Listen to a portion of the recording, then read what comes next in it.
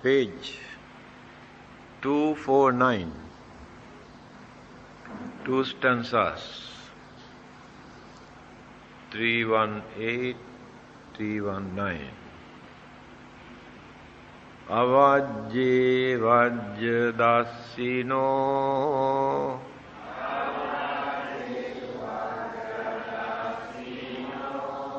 vajje cha vajja dasino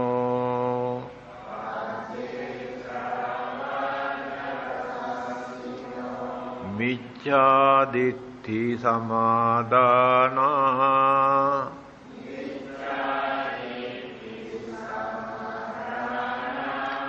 satta gaccanti duggatin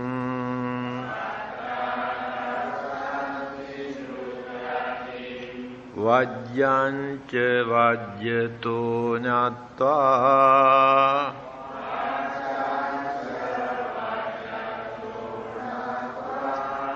avajjanca avajjato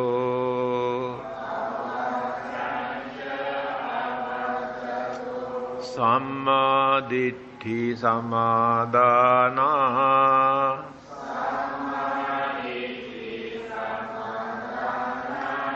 satta gaccanti suggatin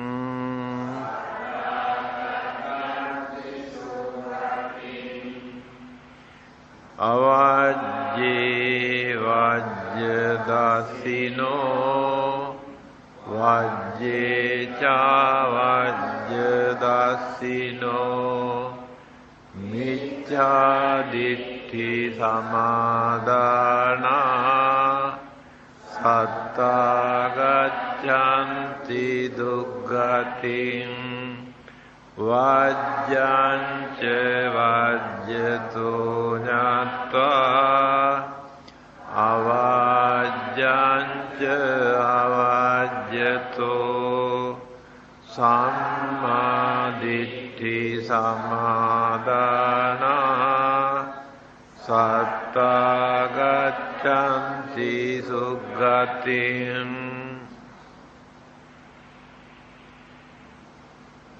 Beings who imagine fault in the faultless and perceive no wrong in what is wrong, embrace false views and go to a woeful state. Beings knowing wrong as wrong and what is right as right, embrace right views and go to a blissful state. The Buddha had to recite this stanza because of few children. This religious competition was very strong even during the Buddha's time in India. The followers of other religion teach their children not to support, not to respect, not to cooperate with the other religious groups, or especially priests or the monks who belong to some other religions. So what happened? It is mentioned, the children of some heretics were advised by their teacher not to salute the bhikkhus and not to visit the monastery, not to visit the temple also. Advise the children. One day, as they were playing with the children of the Buddha's followers, they felt thirsty, those children. So, the son of a lay follower was asked to get some water from the monastery. This child mentioned that matter to the Buddha, who advised him to bring all the children to the monastery. After they had quenched their thirst, the Buddha preached the Dhamma to them, and they became his followers. The parents, hearing of their conversion,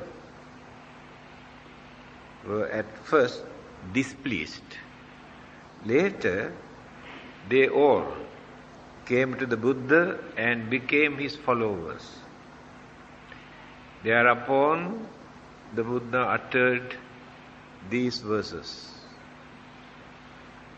This is happening today. So one day I have told you this in one of my discourses. Children were taught by their parents and elders not to show even smiling face to the followers of other religions because they are enemies. Regard them as enemies because they do not follow our religions. And they are going against the will or the wish of our God. You should not develop your friendship. You should not associate with them, and you should not show your smiling face to them. I have seen this on many occasions. According to my experience in this country, when I show my smiling face to some people, they show their sour face to me. They never acknowledge that. And some people never look at our face second times because they were taught it is wrong. So can you imagine the human mentality, how they were trained to become slaves to religion without allowing human beings to use their human mind or common sense or understanding. They narrow or they blindfold people's mind by applying their religious attitude or belief. So unhealthy religious atmosphere or unhealthy religious competition exists because of this attitude. Otherwise, what is the purpose of a religion? For what purpose? To train people to live as real human beings with understanding, cooperation, extending kindness, sympathy. If these good qualities are not there, then where is religion? Where is religious way of life? People can say, oh, we believe in God, we pray and worship. If we do not know how to regard others as real human beings, how can we cultivate our religious way of life? Chinese philosophers very strongly emphasized their views. Develop your relationship to human beings. rather than developing your relationship to God. When you develop your relationship towards human beings, all of us can live peacefully as good friends, supporting each other. But when we develop our relationship only toward God, by disregarding human beings, the life can become very miserable. There is a deep meaning in this Chinese philosophy. So we cannot practice any religion by discriminating, disregarding, or blaming, ridiculing, accusing the followers of all the other religions. We cannot justify the uniqueness of our religion if we maintain such belief or ideas. And this attitude, Buddhists could manage to maintain for more than 2,500 years all over the world. You cannot point out a single incident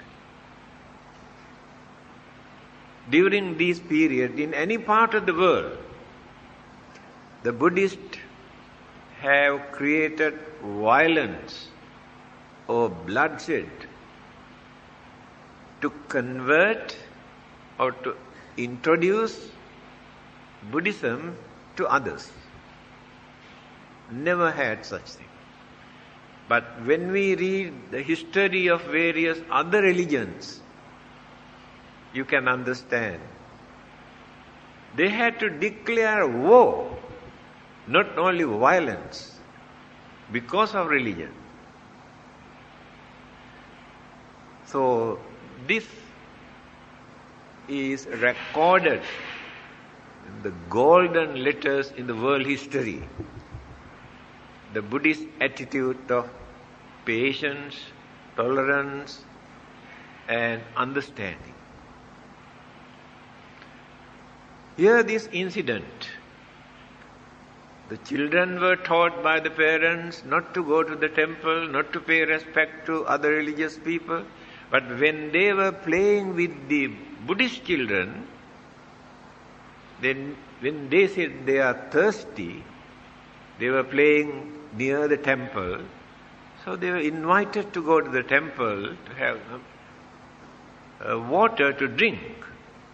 The Buddha invited all of them and given them water to drink. After that they feel very happy, advised them. So they wanted to follow the Buddha. And the parents came to know that they wanted to follow the Buddha. At the beginning they were not very happy for changing their religious way of life. Later, when the parents also associated with the Buddha, they were convinced. They too decided to follow the Buddha.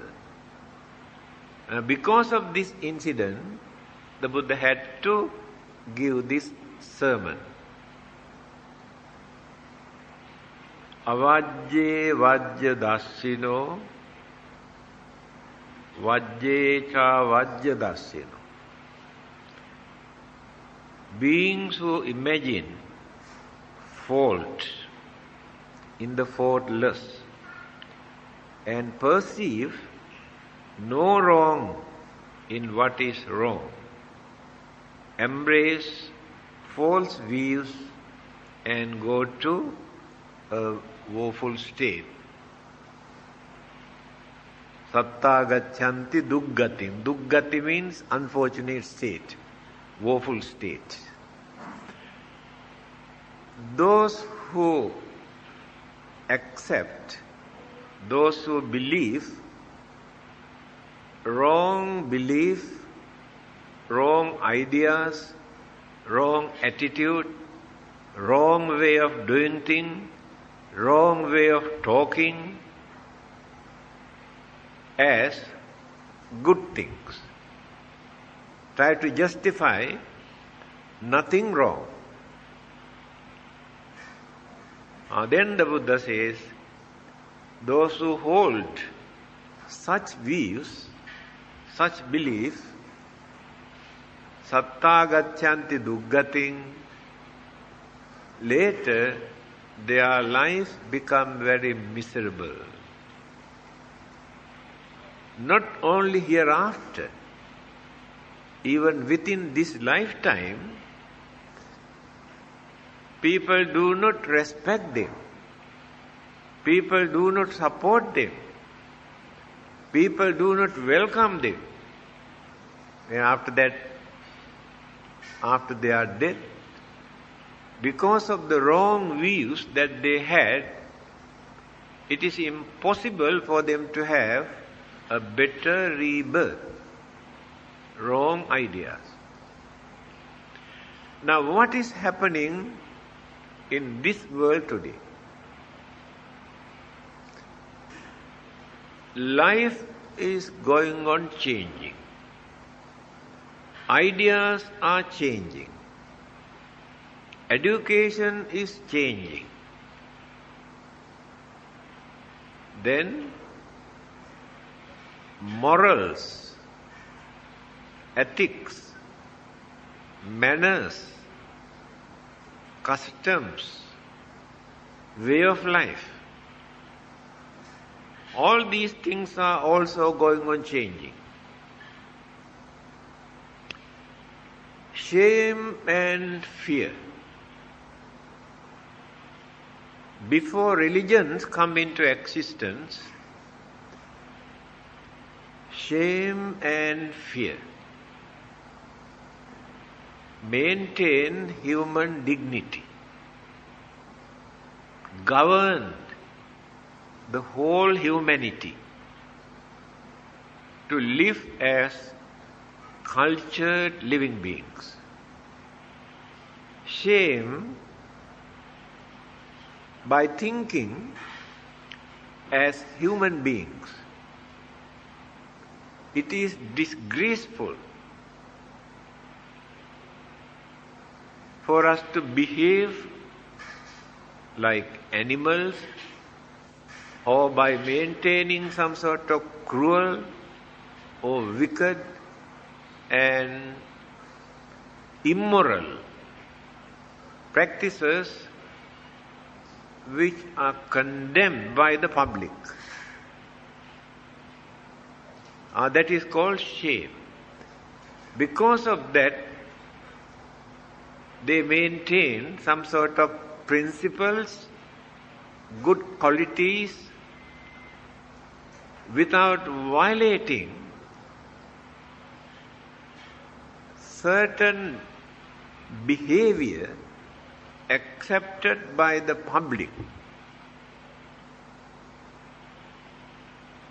There are two kinds of good and bad behavior. Man-made ones and natural ones. Man-made morals or ethics are changeable from time to time, country to country, according to their way of life and education, because they introduce those manners, traditions, customs, according to their convenience at that time. In the parliament,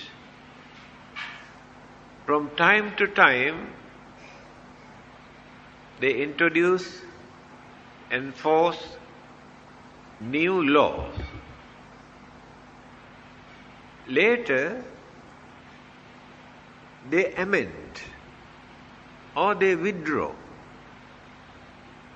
because they come to know these things are not suitable according to these circumstances.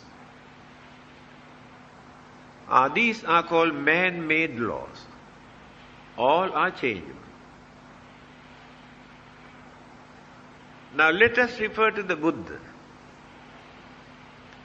He has introduced so many Vinaya rules, principles, precepts for the monks and the nuns and the devotees to observe, to practice.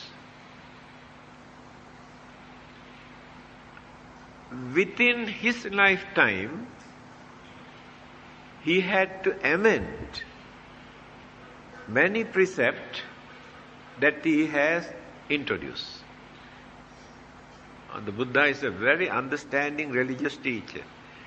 That is why we always say there are no religious laws, religious commandment, religious punishment in Buddhism. So when the disciples come and complain, the difficulty of observing certain religious manners and traditions and customs and way of life, then the Buddha gives the permission to amend. The one particular precept, the Buddha has amended several times when the complaint and difficulties come from the disciple, because they are not belong to immoral or wicked or harmful group. They are mere traditions, customs and way of life. They are changeable. Now, monks' way of life and nuns' way of life, when you study, the Buddha had to introduce all these things by considering the way of life in India 2500 years ago. According to the circumstances and situations, environment, way of life of that country, to work with the same people. Supposing if the Buddha lived 2500 years, how many amendments, how many changes, how many new principles he introduced from time to time. Use your common sense, then you can understand. But still we are struggling with those principles that he introduced 2500 years ago, according to Indian tradition and Indian customs and Indian way of life. But many people take these things as very important Vinaya rules. If Buddha existed today, you won't be able to find out any of those things, but introduce new principles according to the modern society and modern way of life, modern education. I have told you several times, I think you can remember, many of those precepts are manners. Eat how they eat their food, how they use their robe, how they walk, how they sleep and lie down, how they sit down. All these are precepts. I told you, after eating, the Buddha says, don't lick the hand. That is Indian custom. Even today, many Indians say, without this, no taste, you know. They cannot give up that. Then after that, after eating, they had to do that. The Buddha said, you must maintain your dignity. He wanted to introduce a holy order of the monks who maintain human dignity. That is why he said, don't talk keeping the food in your mouth. You must swallow your food and then talk. If possible, not to talk while eating, because his advice was to concentrate on food. What we eat, why we eat. Disciples approached the meditation master and asked, can you tell me what are the methods that you practice for your meditation? Then he told, I practice only 2 methods for my meditation: eating and sleeping. Then he asked, how can it be that? Yes, I am not joking. When I eat, I do not eat like you. Always I concentrate what I eat. Why do I want to eat? My concentration is with the food. I take the food as an object for my meditation. Again, he has advised the monks to recite, not to recite, just to concentrate. Patisankhayo niso chivarang patisevami yavadeva gacchaya. I am taking this food not to develop my muscles and sinews, not to build up my body, not to develop energy to enjoy worldly life. Neva davaya namadaya namandanaya. I do not take this food to beautify my body, to have nice complexions, to build up my body. Yavadeva imassa kayassa titiya. I take this food just to sustain, maintain my physical body. Brahmacharyanuggahaya, to support my noble way of life. Without food, I cannot continue my noble way of life. That is meditation, that is concentration. So every time when we eat, you also can do that, no harm at all. Of course, you like beauty and complexion and you cannot get rid of all these things. It doesn't matter. But it is very important to concentrate on. Again, the robe. Jivarang patisevami. I use this robe not to decorate my body, but to get rid of heat, cold, wind, flies, mosquitoes, and cover my nakedness. Only for that purpose I use this piece of cloth. All these are concentration. So that is why that monk said, I take only eating and sleeping as object for my meditation.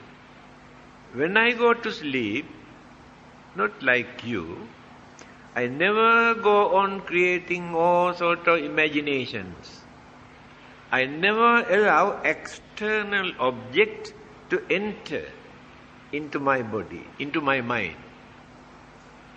I go on concentrating, either radiating my loving kindness or concentrating or inhaling, exhaling, then you can guard your mind without allowing any kind of evil thought to enter into your mind. You can protect your mind. Then easily you can go to sleep. Because no disturbances in the mind. You don't arouse the brain cells. Brain cells get the chance to settle down, calm. Then easily you can sleep. Then subconscious mind also does not disturb by projecting all sorts of things which are deposited in the subconscious mind, because the mind is calm. Mind is not ready to receive.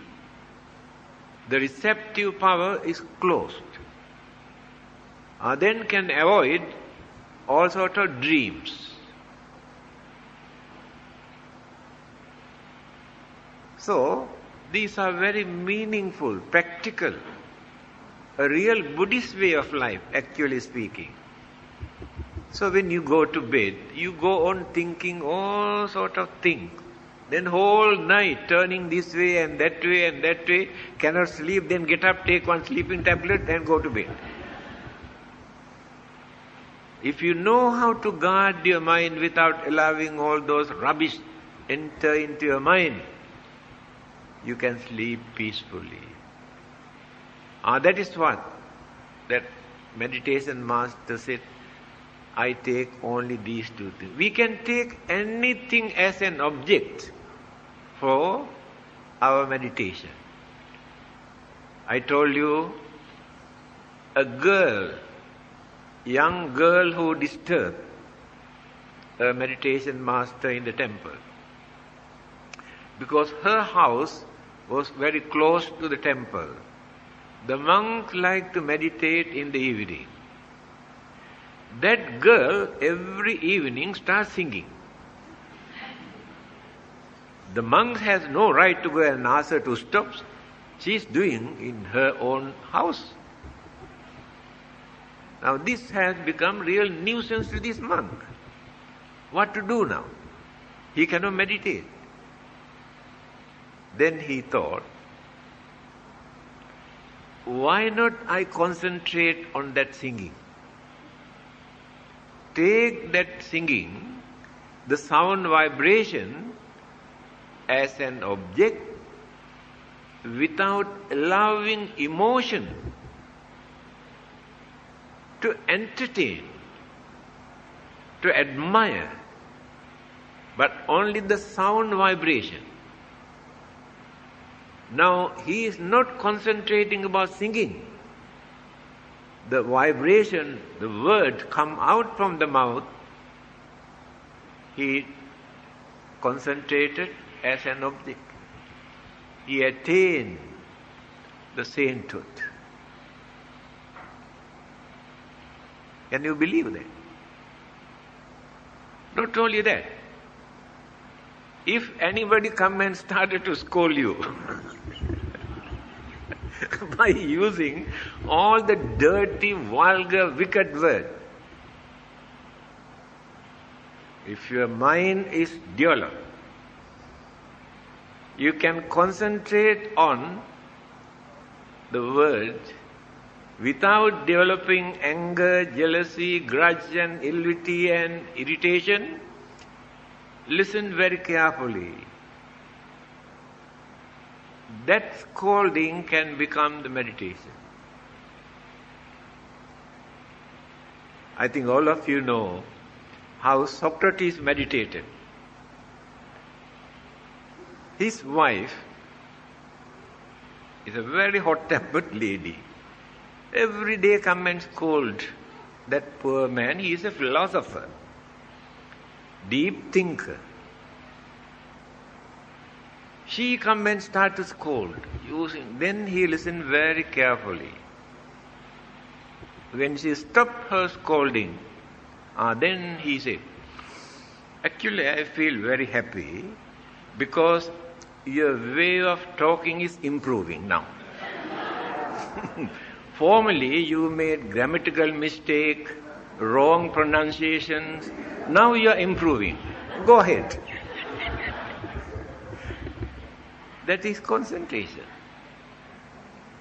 See, any bad thing you can take as an object if your mind is strong enough, without developing anger or enmity or grudge or ill will. Take as an object. The Buddha was invited, a Brahmin. Brahmins are very angry with the Buddha. The Buddha was invited for dana. He accepted, went to his house. As soon as he entered into the house, these Brahmins started to scold the Buddha by using all the dirty words. With smiling face, the Buddha was listening. Allow him to end. When no more word in his vocabulary, then the Buddha, finish your talk? Yes. Then he said, when you invite one of your friends or relatives for a lunch, if that person did not turn up, what are you going to do with the food that you prepare? Then he said, yes, I enjoy with my family, I don't throw away. In that case, all the dirty words, what you used just now, so I am not going to accept. Then you have to accept. If I am not ready to accept, then you have to take back. This is the way how wise people act. Sariputta, the chief disciples of the Buddha, scolded by another Brahmin, shouting and shouting and shouting. Sariputta was sitting like a statue. He was very angry. Then he shouted, "Did you hear what I told you?" No. You didn't hear that I scolded you? Did you scold me? I didn't hear. Because he was not concentrating for what he was talking. His mind is not working with that man's scolding. We can divert our mind toward something else. Then we won't get it. So we had to train the mind to divert our mind so that we can avoid so many problems. This is the technique. In fact, the Buddhist method for us to learn to avoid so many problems and worries and enmity and anger and violence. So here the Buddha says, if people can understand that these things are wrong by using their common sense and understanding, then they had to accept. They should not try to justify. There is nothing wrong. And the biggest problem is, we know that we are wrong. We know we have done the mistake. But because of our egoism, very strong egoism, never allow our mind to admit, to accept, or to apologize. Then the trouble aggravate the situation. So one or two words are more than enough for us to settle very big problems. I am very sorry. If it is a very big mistake, I apologize. You never lose anything by saying. by behaving like that.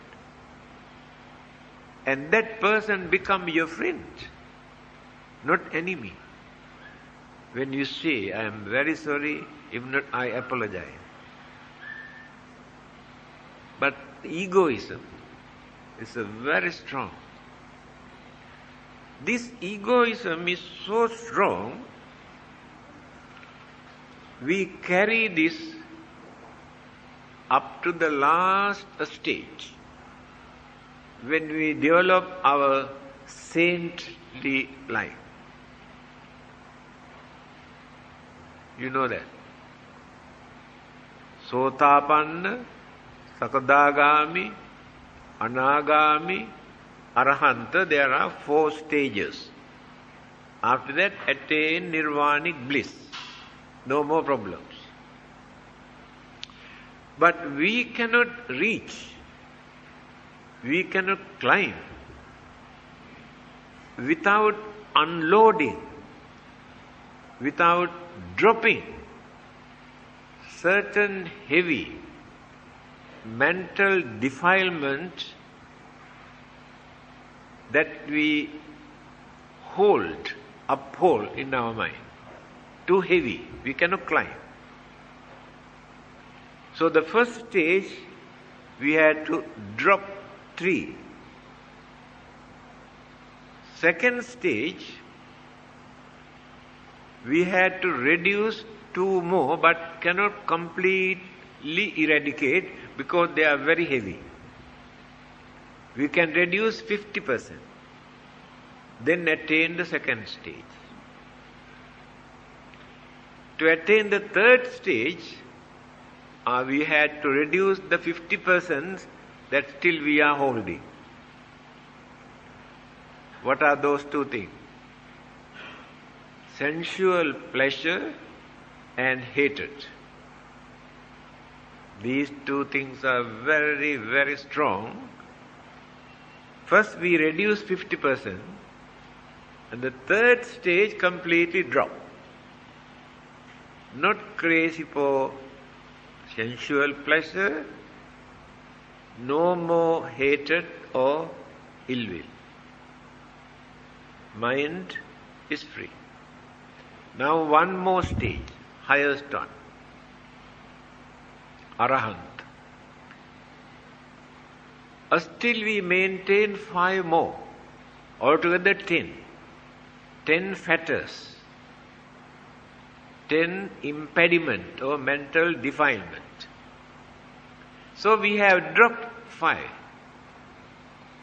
still holding 5. Ruparaga, Aruparaga, Mana, Uddhacca, Avidya. These 5.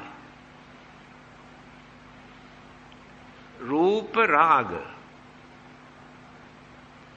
People know through meditation, when they develop their mind, reduce their lot of mental defilement, they can go to Brahma world. Rebirth can take place in Brahma world. It's called fine material world. There they experience less burden of the physical body and spend for a long period peaceful life. But it is impermanent, not permanent, not remain forever, changeable. We had to drop that belief also. Then there is another stage, Aruparaga.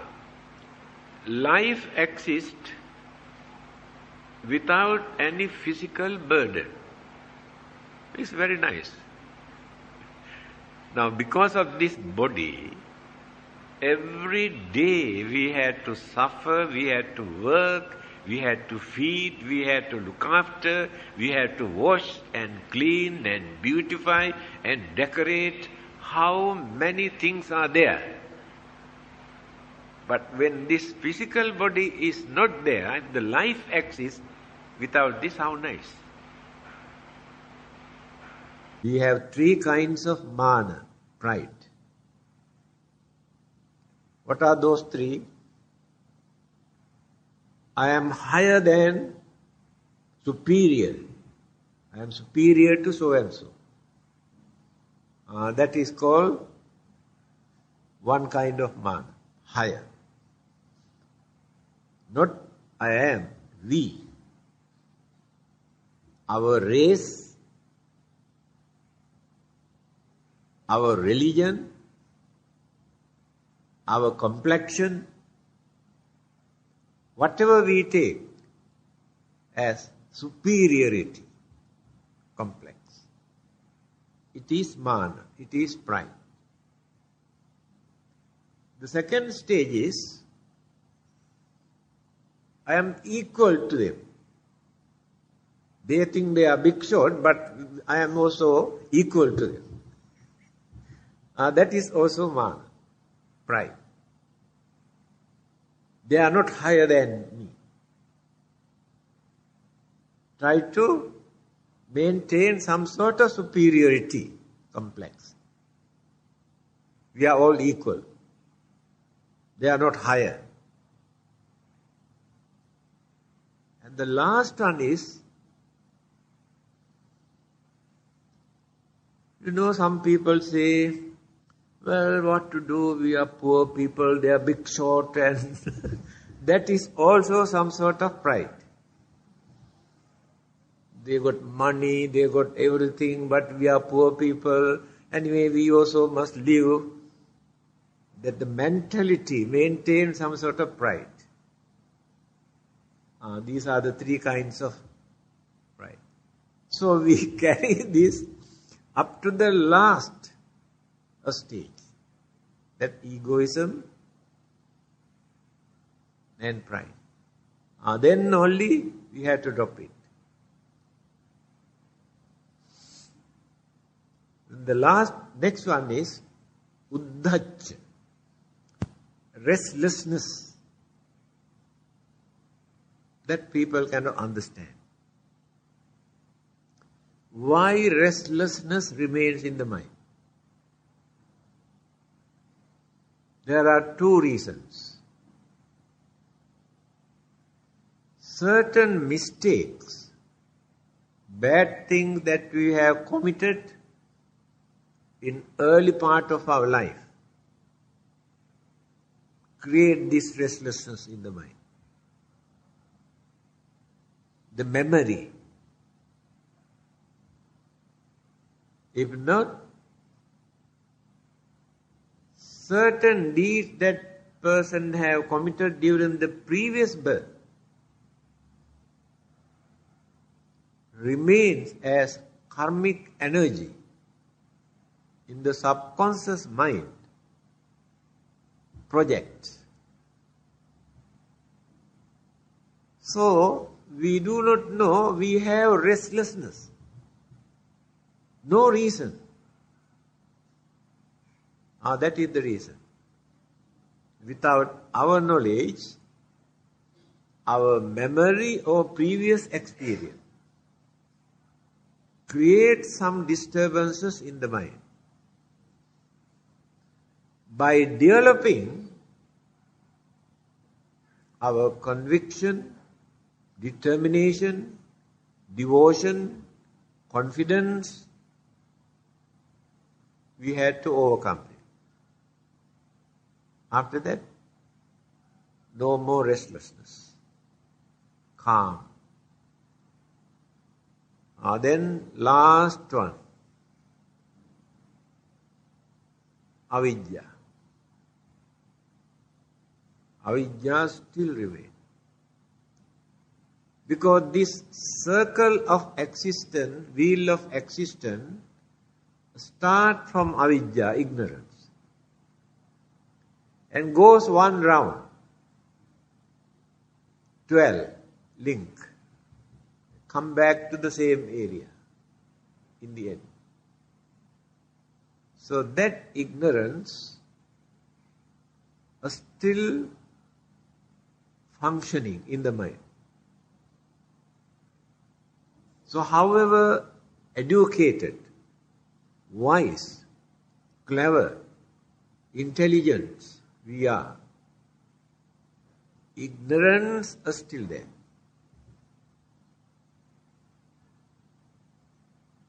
And that is the last one we had to drop from our mind to attain arahanthood. Otherwise, no arahanthood. So this ignorance we had to drop by analyzing Four Noble Truths. There's no another method. When the realizations appear in the mind about the Four Noble Truths, that ignorance also drops. Then attain sainthood, arahanthood. Now you can understand how our life exists and what sort of thoughts that we maintain in our mind, how we try to justify so many mistakes, so many evil things, so many immoral things that we have committed. So what the Buddha tried to say, you should not try to justify when you come to know that these things are wrong. You have to admit, try your best to avoid.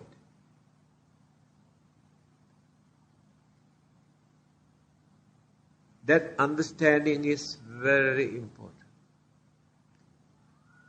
I told you these things are wrong means the things generally accepted by everybody.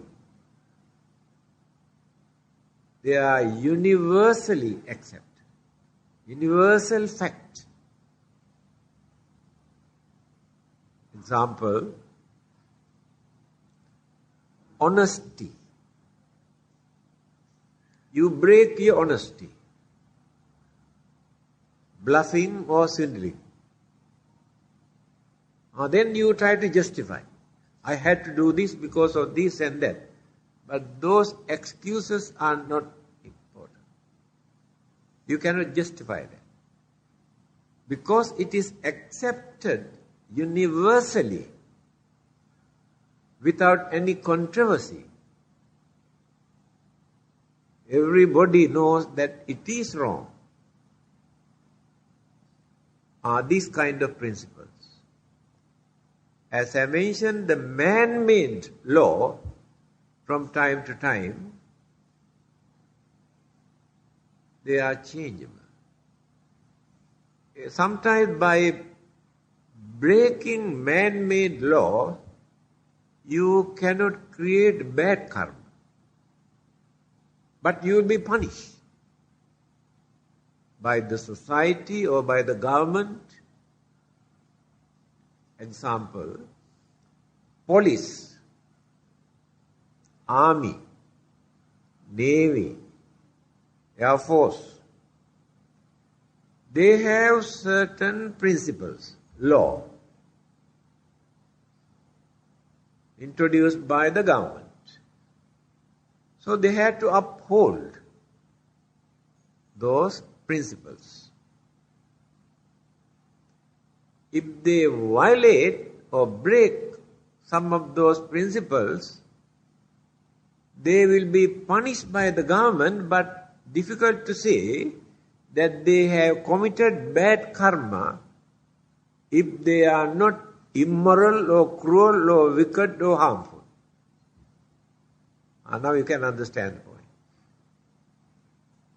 That is what they are called man-made law. They are changeable.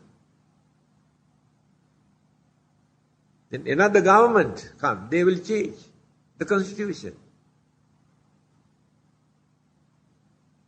I can give, in Nepal, missionary groups started to build hospitals, orphanages, schools, all over the country. Then the government allowed them to complete the building. When they have completed the building, the parliament amended a law, existing law. What is that?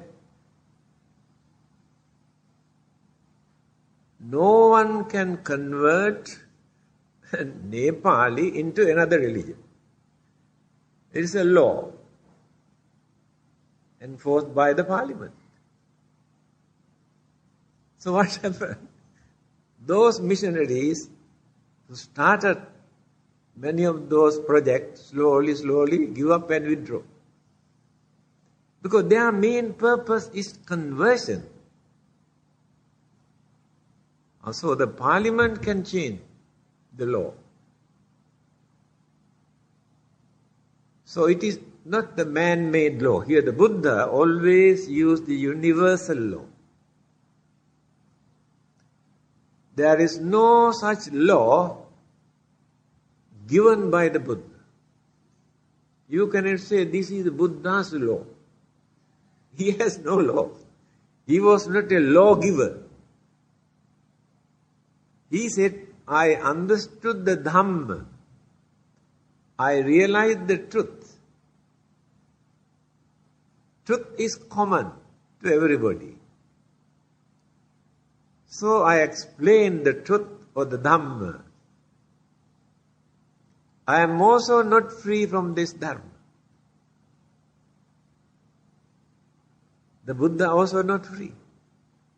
What is Dharma? Natural phenomena, natural occurrences. How many problems, how many troubles, calamities, sufferings, disturbances he had to face. Such a intelligent, compassionate, kind-hearted, honest, religious teacher. The nature is such that disturbances in this world, sufferings, pains, sicknesses, old age, problems. These are the universal law. No one is free.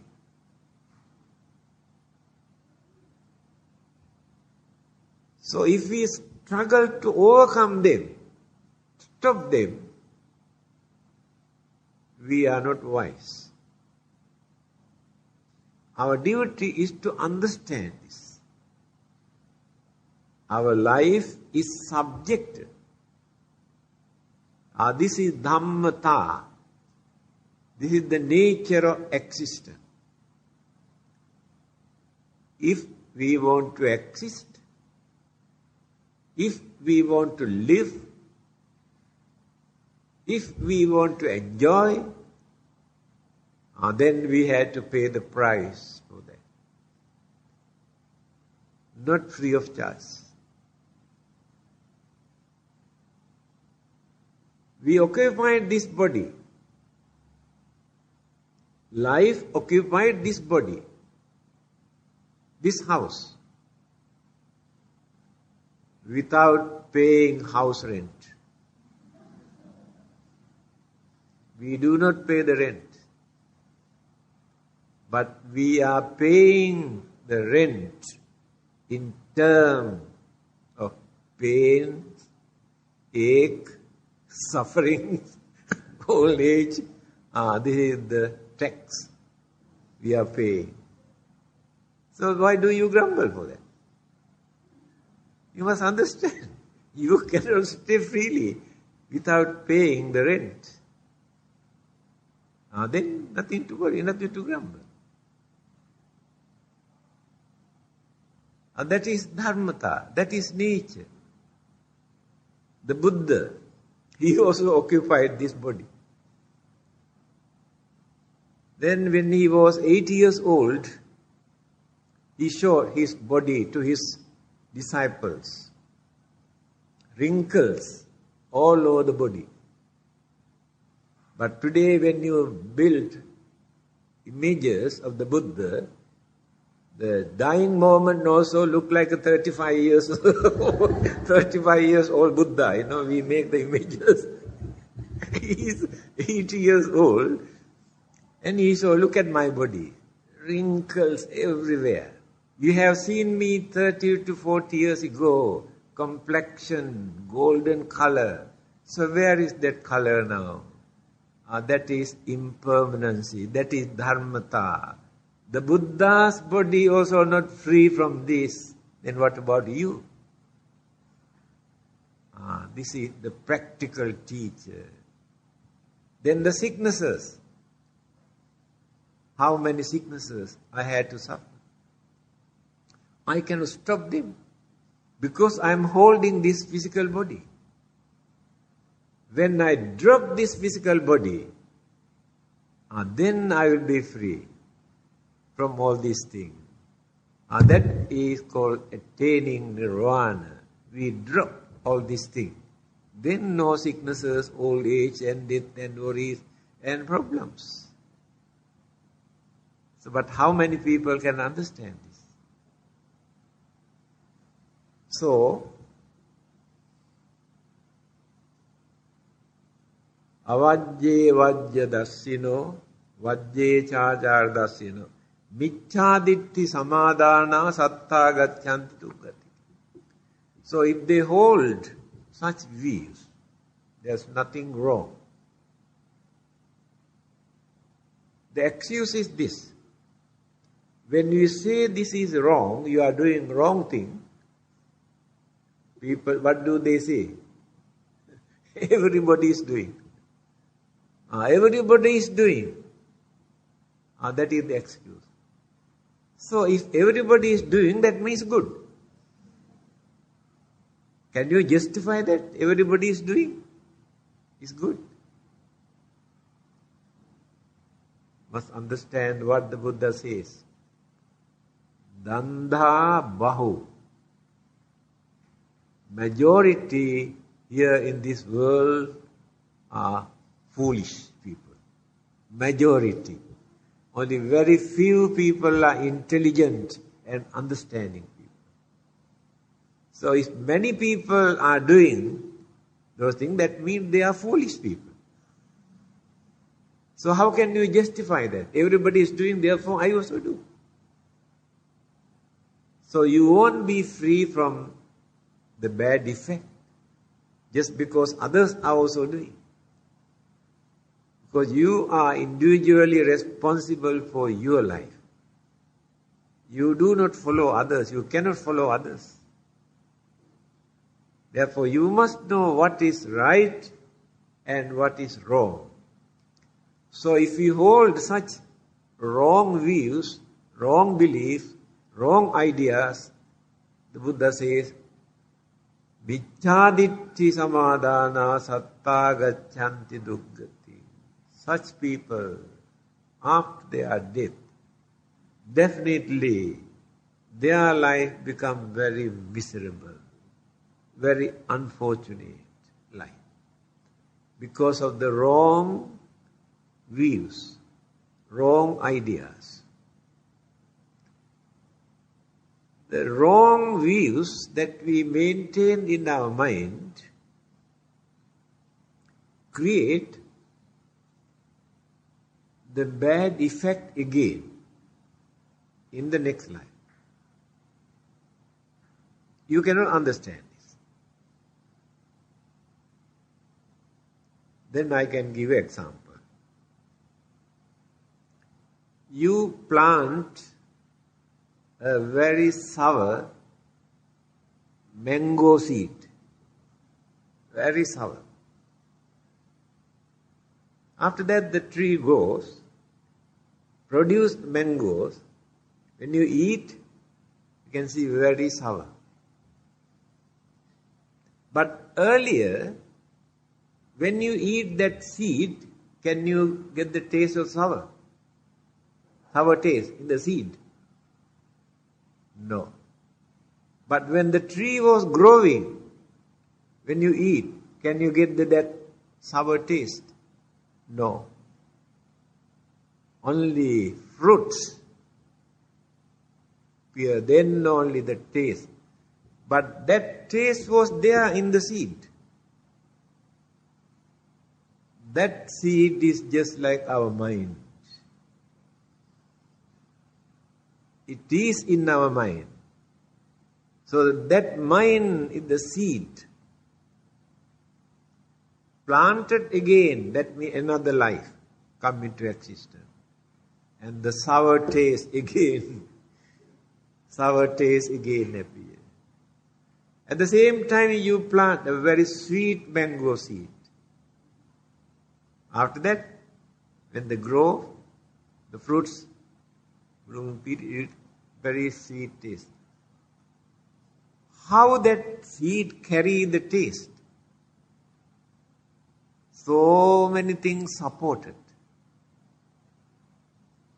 Cosmic energies, water, soil, heat, so many things support it.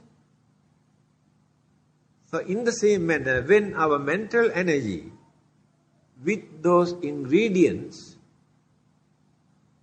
departed from here and we planted somewhere else,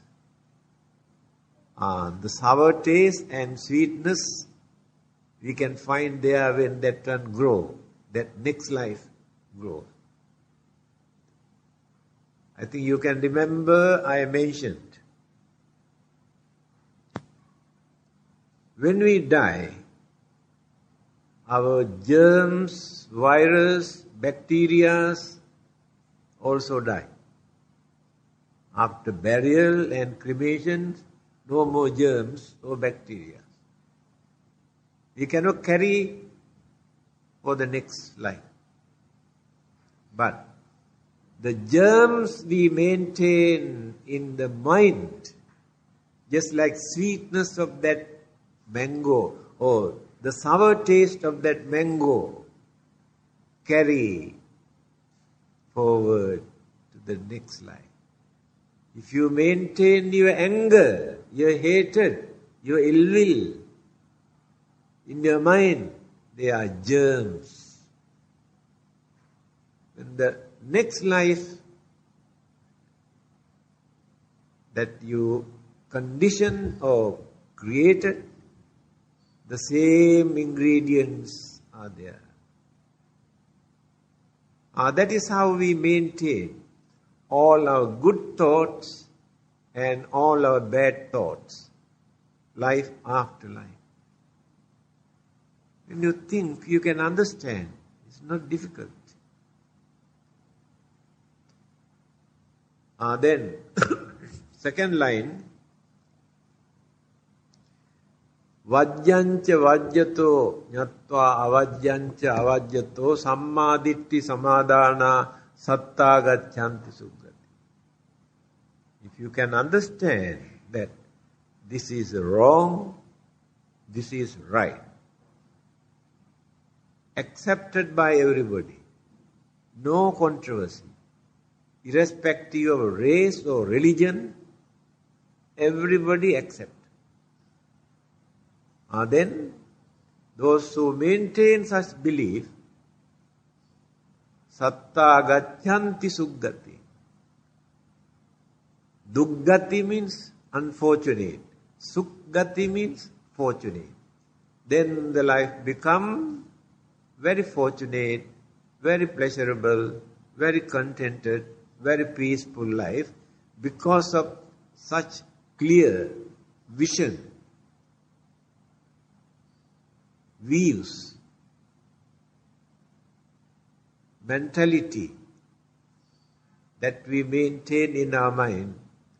So the life cannot become miserable if we die one day with such pure mind, without holding such wrong belief, but by knowing, holding that this is right and this is wrong, then pave the way. Suggati means fortunate state, either good human beings or devas or brahmas, to lead a peaceful life, not to become unfortunate human beings or blind or mad or crippled or dumb or stupid, or not to become animals or devils or ghosts or spirits. We will be free from all those unfortunate states, because we are cultivating life after life, developing step by step to see the goal, the aim of our life. We are moving here and there, not knowing the aim of our life. The Buddha tried to point out, this is the aim of our life. Then we never get into trouble. We never suffer again. We never complain again. Life becomes meaningful, peaceful. So one day we will be able to see the end of all our suffering, physically and mentally. Thank you very much.